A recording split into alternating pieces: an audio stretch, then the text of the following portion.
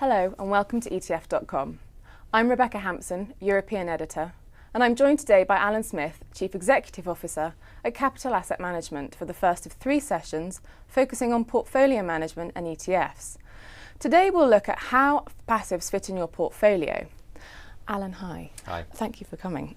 My first question to you is, how do passives fit in your portfolio?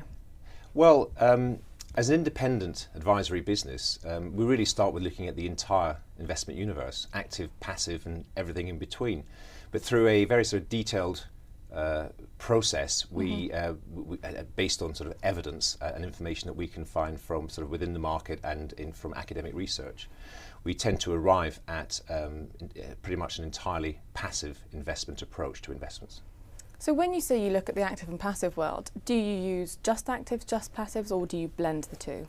Well, you know, intuitively, we always thought that a blend would be the right thing to do. But in reality, when we keep considering the evidence and find the information to support either the active or the passive approach, we tend to arrive at a conclusion that using only passive and by the way, we tend not to use the phrase passive too much. It tends to send out the wrong messages.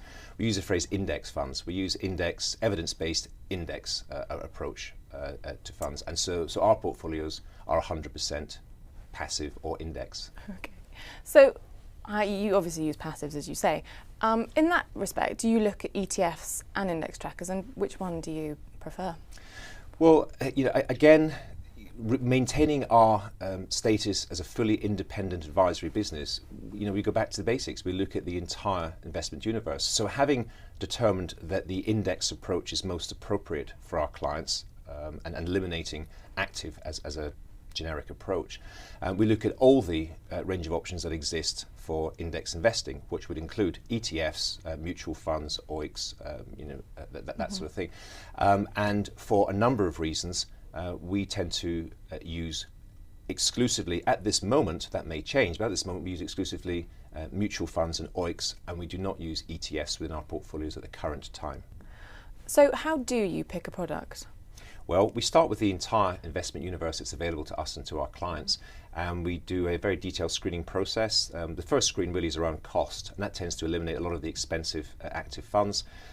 We then go down to the next level, which tends to focus on the index universe, and we search through things like tracking error and where funds are domiciled and so on, and we come to very much a short list of perhaps half a dozen funds.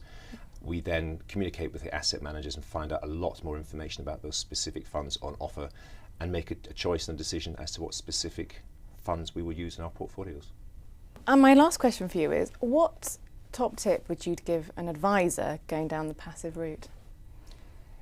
Well, again, interesting question, because if the advisor is, like we are, an independent business, then don't necessarily go down the passive route because it's the flavour of the month.